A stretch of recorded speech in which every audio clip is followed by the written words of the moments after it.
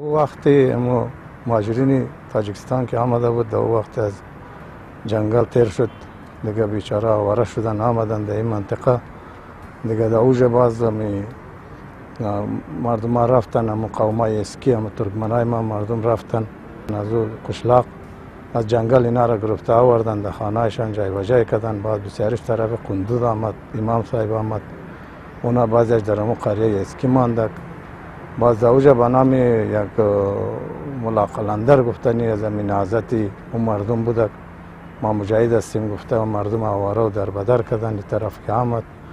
دیگه اونمو باز اینجا مردم دمی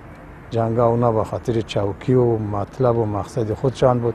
برای آوارگی مردم در بدر فکر نکردن که مردم در زمستان بود برف بود خنوکی بود مردم در بدر کردن سرگردان کردن.